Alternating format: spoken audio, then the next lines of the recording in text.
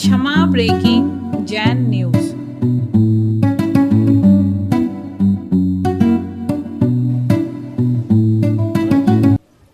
जिस रोज से शांति धारा आगम से सिद्ध हो गई, उस रोज से शांति धारा और भी प्रसिद्ध हो गई। महाराज जी, जो लोग आपको नहीं जानते थे उनके बीच में भी ये उस दिन से चर्चा है, और उनमें से आपस में कह रहे थे, मैंने सुनी कि सुना है उसे आगम की सिद्धि है, सुना है उसे आगम की सिद्धि है, हर बात का प्रमाण आगम से देता है, उसे वचन की सिद्धि है, हर बात का प्रमाण आगम से देता है, और अपना तखत हिलाने की चुनौती देवताओं को पूरी दम से देता है।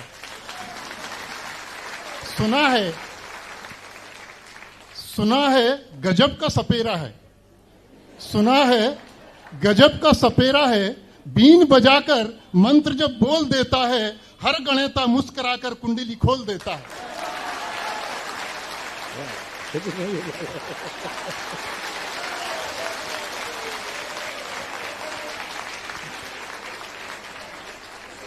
सुना है उसका ये नियम है, सुना है उसका ये नियम है, पहले किसी को छेड़ता ही नहीं, और कोई छेड़ देता है तो किसी को छोड़ता नहीं।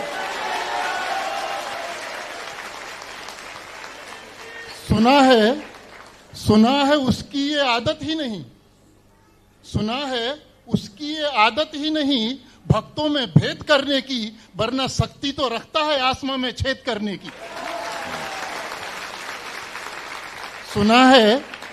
सुना है वो संकटों से नहीं डरता, सुना है वो संकटों से नहीं डरता, संकटों को ही डराता है, अपना हर काम आदेश देकर देवताओं से कराता है। सुना है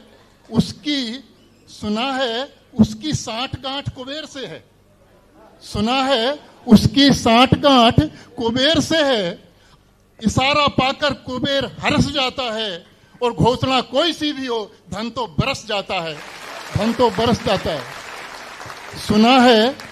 सुना है संघी मंदिर की गुफा में, सुना है संघी मंदिर की गुफा में वो एक बेखौफ जाता है, जहां तक कोई नहीं जाता वहां तक भी जाता है, और गुफा का देव रक्षक ही उसे रास्ता बताता है।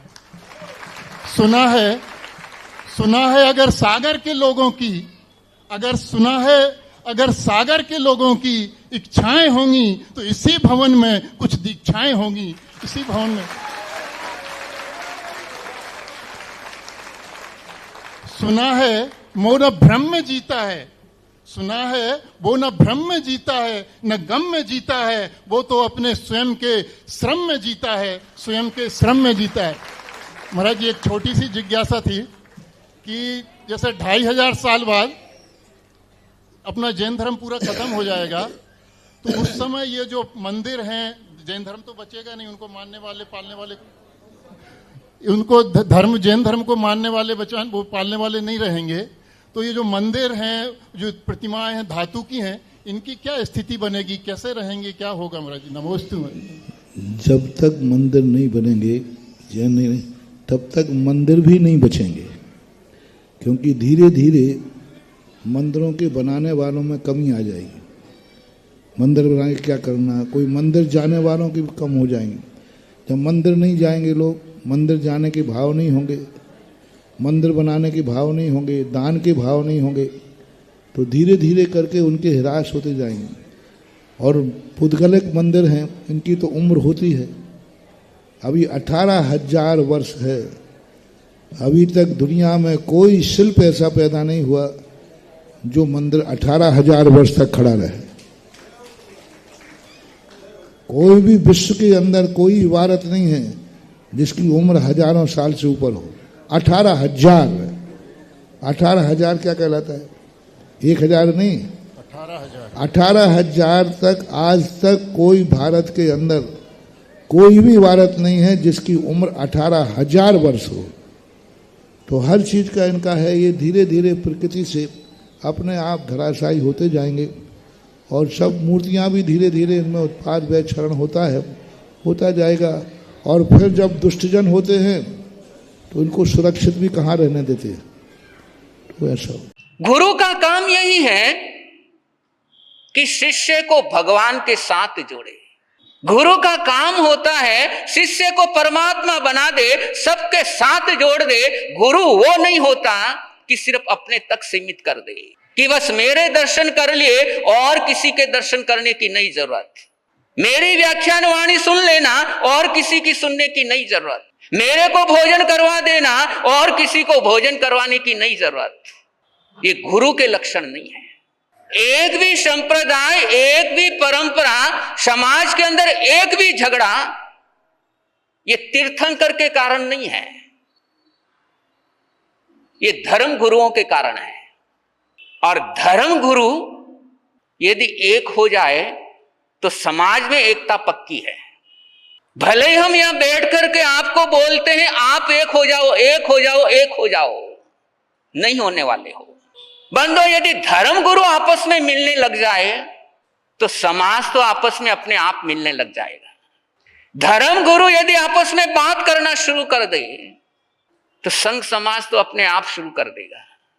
तो जितने भी संघ समाज में ये झगड़े दिख रहे हैं, मानो या ना मानो, कहीं ना कहीं गुरु का बहुत बड़ा रोल है। स्वीकार करो या मत करो। और जब तक गुरु को गुरु की जिम्मेदारी समझ में नहीं आती है कि परमात्मा ने संतों को मुनीम बनाया,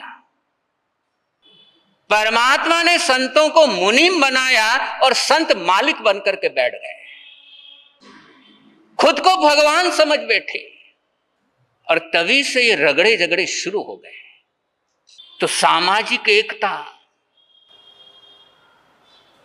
समाज के अंदर समन्वय, समाज के अंदर समरसता,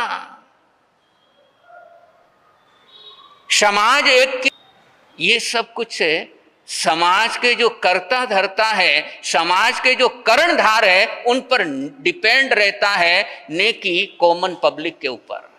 और जब तक समाज के कर्णधार एक ना हो, समाज की एकता हो ही नहीं सकती। आप लोग तो फिर भी आपस में मिल लेते हो, शादी विवाह में भी एक दूसरे के यहां पहुंच जाते हो, सुख दुख में भी एक जगह पहुंच जाते हो। भले ही अपनी परंपरा का है या नहीं है, भले ही एक साथ हम मिलते हैं, धर्म स्थान में पहुंचते हैं या नहीं पहुंचते हैं, सुख दुख में पहुंच जाते हैं, फिर भी आपस में मिल जाते हैं। लेकिन धर्म गुरु, वो तो एक साथ भी नहीं बैठ सकते हैं, एक साथ उतर नहीं सकते, एक साथ रह नहीं सकते। तो कहीं ना कहीं सुधार उस तरफ नहीं, सुधार इस तरफ की बहुत ज्यादा जरूरत है। बिगड़े हुए उधर नहीं, बिगड़े हुए उधर से ज्यादा इधर वाले हैं। और जब तक इधर वाले नहीं सुधरेंगे, बिगड़ा हुआ माहौल सुधर नहीं सकता, नहीं सुधर सकता। तो गुरु का तो बहुत बड़ा दायित्व होता है।